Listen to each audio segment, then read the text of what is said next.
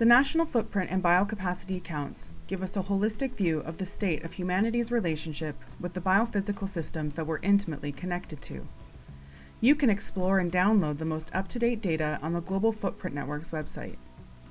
Here at the Ecological Footprint Initiative, we're not only excited for the launch of the 2022 National Footprint and Biocapacity accounts, but also for all of the research and outreach work that we've done in the last year and are looking forward to. Just over the last year, we've done a lot of important work. We worked with the Ontario Biodiversity Council to produce the State of Ontario's Biodiversity Report. As part of a knowledge synthesis grant funded by the Social Sciences and Humanities Research Council, we interviewed key sustainability stakeholders across Canada on how they currently use the footprint data and how they might want to use it in the future. Understanding the needs of stakeholders has helped us shape a meaningful research agenda. Our research team has also worked with the Footprint Data Foundation's Scientific Advisory Committee to improve the footprint methodology. This group takes a deep dive into the specifics of the method to find important areas of improvement. This helps us define research projects for scholars. We're also training a new generation of data experts who deeply understand data and can make impactful visualizations with applications to real-world issues.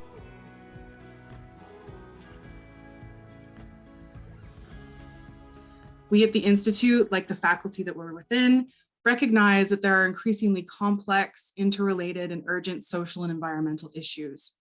So we need approaches that are scientifically sound, like the footprint, and ones that account for the increasingly clear determinants of social limits to growth, some of what Severn was speaking about.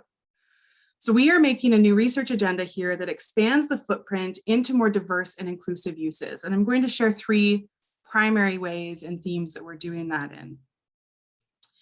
The first is that we're using the accounts to support reconciliation efforts. We have an emerging partnership with a major Indigenous group here in Ontario to produce an Indigenous community calculator. That's going to help us understand and incorporate non-market-based consumption and culture into the footprint. We're doing that by working with elders from that group to incorporate traditional ecological knowledge into the National Footprint and Biocapacity accounts. We're also exploring how we could use spatial sensing data to do really highly impactful data visualizations that could compare the footprint of Indigenous versus settler governed land. And these could tell really interesting stories. Second, we're taking seriously a very large and growing body of literature that places a lot of importance on communities for long-term behavior change. We did a pilot project last year with members of Catholic parishes in Ontario, where we created a community calculator to produce a collective footprint for the group. That footprint then, that tool then generated relevant areas for change for the group and gave actionable community goals based on environmental psychology. We received really positive feedback on this, and we expect to see that grow a lot in the next year, because we know that this kind of group calculator really empowers community groups to work together to improve the environment, rather than having it be an isolated or individual effort, because we are all in this together. But we also know that it's not smaller community groups and individuals with the biggest footprints. So the third area that we're working on is on creating a corporate supply chain footprint calculator in partnership with a couple of different organizations. Overall, we're really focusing on how to take the National Footprint and Biocapacity accounts into the world to make impactful change and to be action-oriented. I'm happy to discuss any of those as we move into our Q&A panel, which will start now with some familiar faces, Severn and Flora as a representative of the production team, and Eric Miller, the Institute's director. So if you guys could switch your cameras on, thank you. So again, please do add your questions into the Q&A chat. We certainly won't have time for all of them if there's a lot, but we'll do the best that we can. So I'll start. Severn discussed the need for this transition away from some of the problematic narratives that we take as a given. I'm really interested in the Wellbeing Alliance, and I'm curious what the group thinks about how does the ecological footprint relate to questioning growth and shifting away from GDP? How does it help to support a well-being economy? Thank you, Katie, and thank you for that great presentation. It was just really inspiring work. You know, I'm constantly meeting people like us who are really rolling up their sleeves and trying to do all that they can towards this communal crisis that we find ourselves in. I think that you know, as we all believe, we need a baseline. We need to have data to understand what we're actually dealing with. And that as a foundation, I think, is crucial for actually assessing how we can move forward in solutions. And so I think the evidence that is created and the soundness of that evidence is key for you know, being the rationale, the reason to push for change, but also in building those solutions. And I just see so many parallels between, you know, the doctors and the scientists that were behind the health research with COVID and developing the vaccines. I mean, all of that was able to happen because of good research and data. And also with climate change, you know, with the IPCC scientists, we depend on them to actually tell us accurately what is going on. With the footprints accounts, I think that there's a very strong conversation about equity that now has a different resonance in society today, as we're seeing that equity is just such a big piece of environmental justice and sustainability. So I think that narrative is really key, and definitely the accounts really helps us forward that narrative.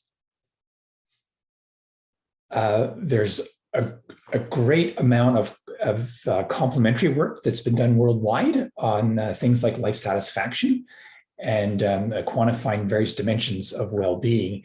And that work can really be well integrated with the data that we generate here. And it has been integrated so far. I know that the New Economics Foundation has in the past integrated measures of ecological footprint together with life satisfaction in its sort of ratio of a happy planet, kind of a ratio of long lives lived, equitably lived in the numerator of that, and then the denominator of the ecological footprint. And so that ratio kind of can sort of bring our minds towards what is it that we want to maximize, what is it that we want to minimize. We want to maximize well-being, minimize our metabolism of the planet's lands and waters. And so, I mean, that to me is much more, that should be the sort of a more exciting indicator of progress rather than GDP growth, for example, as Severn spoke about. I mean, I was reflecting at that point, Severn, thinking back to Donella Meadows, who I think reflected on, for everyone who talks about GDP growth, let's say, you sort of ask the follow-up questions of sort of growth of precisely what, for whom, for how long, et cetera, you know. So the follow-up questions of, you know, for all those who just want to have this sort of catch-all, when in doubt, assume more growth or hope for more, and so on. So anyway, so just inviting people who are interested in well-being and life satisfaction. The World Happiness Reports, they've done a lot of great data work and empirics on life satisfaction aspects of that. And I think integrating that with the national accounts, we've got data online that you can do the integrations yourself. I think that's really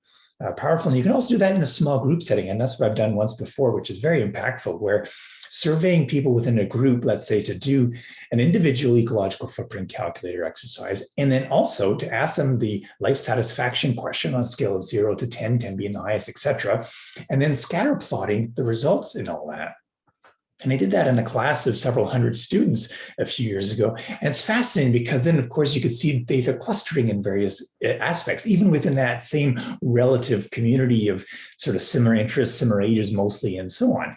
And within that group, there were some clusters who are feeling good and living a low footprint life, and others who are very sad and miserable with a high footprint engagements. And so it raises some interesting questions within that community of like, what's that recipe of success? How do we change? What are the things that we can have more of that help us on a life satisfaction basis, especially connection to others, experiences together, and stuff which are not highly metabolic, as opposed to more consumptive exercises that were fed through advertising and that sort of thing. So anyways, sorry, that was kind of a long comment there, but I'll just pass it off to either the floor or Katie again.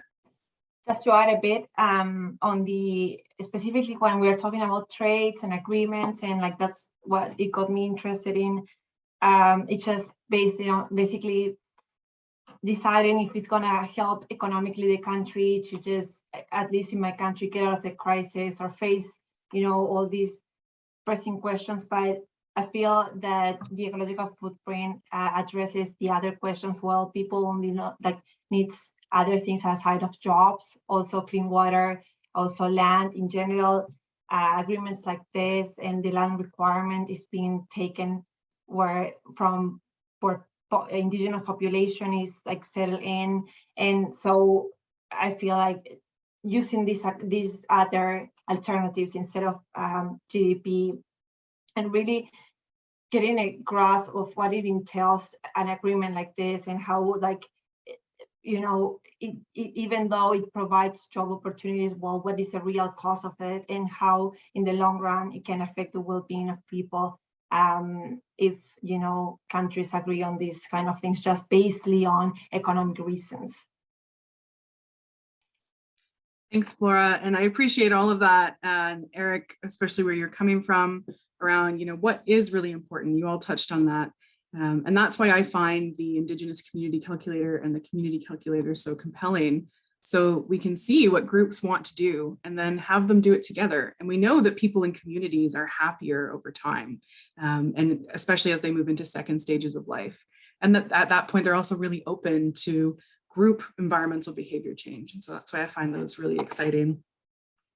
I'd like to ask another question here. It was sent privately and it's an interesting one.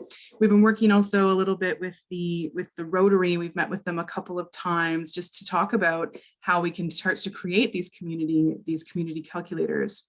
And so we've been asked, the divide between knowledge and action is a challenge, and your work is a great step towards bridging that divide. What can help you move further in closing this gap? Because we have lots of knowledge out there. So how do we actually help make change? Well, that's the big question. And it's something that I've asked myself my whole life. I started as a youth activist and haven't stopped. And, I think it ebbs and flows and changes as all of us get more understanding of the world and as the world changes. At one point I thought, well, it's all up to the individual. You vote with your dollar and consumer power. And, we've got to live with a really light footprint, and that will, show corporations and our governments what are really important. And then going to the other kind of side, which is like, no, it's all systemic change. We need the government to level the playing fields and, show manufacturers and companies, what the standards have to be. And now, of course, I'm kind of somewhere in the middle. And there's so many different approaches that we have to take to try to shift systemic change. Definitely, it can't all be up to the individual. We're at a point now where we have to shift things on a massive level with systemic change. But we need a diversity of approaches. And, one thing that I think is really important is for each of us who are interested and engaged to really think of our own spheres of influence. I think of two things that we can do. One is we can reduce our own ecological footprint. And two, we think of our own spheres of influence, our own spheres of political influence. We all have family, we all have friends, but we also have workplaces, and we have different levels of influence that we all can have. And we need to start organizing so that we can have an influence over governments and policies. And this is one of the approaches that the David Suzuki Foundation is taking. We have people who are engaged in policy analysis and putting pressure through government relations. But we're also engaging people to get involved, kind of get in the door, feeling empowered and working in their own backyards to build butterfly gardens and have people participate in building corridors for pollinators. And, there's so many different ways, depending on what our skills and interests and our reach is, that we can start employing to start shifting the social change. But the economics piece and valuation of ecosystem services and recognizing our consumption, that's a pretty foundational piece that we have to leverage in order to make an economic systemic change. One other thought to add to that is, at a very micro level, I guess, is also to, I mean, especially with the aftermath of the pandemic, is for all of us who share our similar care for each other and for the planet so deeply, to connect with each other and to support each other and to have fun together too, because we're human. And I think as humans, we're socially oriented and we want to join groups of people, and especially if the groups have fun, especially if they're kind to each other and so on. And I mean, the pandemic's really testing all of our resilience in so many ways. And I think that's something where within the right way, you got to rebound in a big way there and show that ours is, you know, it's radical care, and come join us, and you know, and especially for many others who aren't as deeply passionate as many of us are. Anyways, I just thought I would add that there as well.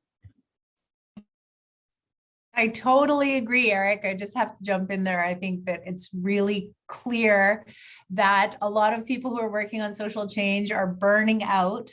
And also, you know, one of the things that was revealed a couple of years ago was that fossil fuel industries, those who are benefiting from the status quo, they don't want us to feel empowered and create change. They want us to burn out. They want us to think that there's nothing that we can do. And so definitely, you know, celebrating our wins, being humans together, having fun, these are really crucial for our well-being and our own empowerment. And they're also free and not part of the capitalist current economic system. And when we engage in these things and re-empower ourselves, we're actually acting in resistance to this current dominant paradigm, and it's really important. So thank you for saying that. Thanks. I also really like, Severn, where you were coming from about thinking about our own spheres of influence. I think that we are more powerful than we think that we are. You know, someone thinks that you have to have a certain number of followers on something to get a message out there, but you can be influential even just at your own dinner table. There's a question on here that's a little bit more technical. Well, it's not, that I'll turn to Eric for. So talking about an index to replace GDP, I think that the material flow accounts have worked, UNDP, OECD, may or should be a great complement. Do you think it's worth to explore options to integrate it with the EF index? Yeah, lots of great opportunities there. And I think, I mean, and questions like that come up often, right? How do the National Ecological Footprint and Biocapacity accounts compare to other accounting systems? The very short answer is that there's many great metrics and accounting systems that are very helpful for all sorts of dimensions of the environmental and sustainability issues that we're engaged with. One comment specifically about material sort of material flow analysis and material flow accounts and material footprints and so on, as was raised there, is that when you add sort of a kilogram of corn on top of a kilogram of lead or something else harvested, it's apparent that that the mass of all the stuff that we as humans metabolize and move around, I mean, that tells a story, but also the story is a bit tricky because the consequences of that on biodiversity and so on are not all equivalent to just the mass. And so that's one of the nice value adds with the ecological footprint and biocapacity accounts, is that we integrate those flows relating to the lands and waters across the planet, but we do so in adding it up and relating it to areas of lands and waters, which are very much, very useful, of course, when we're focused on, for example, is the biodiversity crisis, as Severn was speaking about, and the world as a whole is engaged on the renewal of the Biodiversity Convention, I guess, for the coming few decades and so on. So, but yeah, lots of possibility, a lot of interest in circular economy nowadays, making flows more circular and so on. So again, that's great, accounting for the circularity or lack thereof within the economy, and then complementing that with the great insights of the ecological footprint and biocapacity accounts within, relates that to lands and waters and the impacts on species and everything else together with that, plus adding it up into metrics of equivalence that are very meaningful from a sustainability perspective. Thanks, Eric. There's definitely a lot of different things that we can incorporate into the footprint. And I think that we're all excited to look at how we might be able to change that and what we might be able to add in the next few years. We have time for one more question, and I'm going to ask it from the chat here from Lena. with the recent launch, Severn, sorry, this is for you. With the recent launch of We Can, do you have a feeling of how much the Canadian government is receptive to the idea of a well-being economy? Another good question. Apparently, Yannick, our director of well-being work, was telling me there is a lot of interest, especially at the municipal level. And so that is really interesting. I mean, we have so many different levels of government, and it's interesting to see, well, you know, the people who are really engaging to keep their communities well are our cities, our local municipalities. And so it's heartening to see the interest that there is in these discussions and dialogues that we've been co-hosting. And one of the things at this moment is very much the beginning dialogues of what a well-being economy could look like. One of the requests is that all participants, you know, take off their official hats and leave them at the virtual door. And really, you know, it's about imagination. It's about accessing human imagination at this point. The current economy is still so kind of entrenched and foundational that it seems like the biggest challenge for people is just getting their heads around the concept that this is something that we created and that could shift. So really creating this imagination space is to open up the conversation, and it will be interesting to see what kind of uptake Canada could actually start implementing. And I'm really inspired to see other countries like Scotland who are leading the way and showing us what a more integrated well-being economy actually could look like. So there is evidence of this, and I'm excited by the interest that we have for the participants in these dialogues. So cross fingers, and we need to push them, right? Like, I think the COVID dialogue is why this is a conversation now, why these politicians have to pay attention, because now well-being is clearly an essential aspect of our society. Absolutely, and not just, and that it's been ignored for too long. So there were some ways that we just weren't prepared, because we've just ignored parts of our well-being economy that really needed more attention over the last few decades to be more prepared for things like this. Absolutely. So I want to say thank you to everyone for coming. I really appreciate you being here, and thank you to the panel. It was a nice conversation. I wish it could go on longer. We have put up our website, footprint.info.yorku.ca. You can come there and you can find all sorts of data and presentations that we've done, anything you need, and to contact us. There's a lot of interesting questions here in the chat. If you want to follow up, please do so. You can find our emails and information on the website. So thank you very much, and have a really wonderful rest of your day.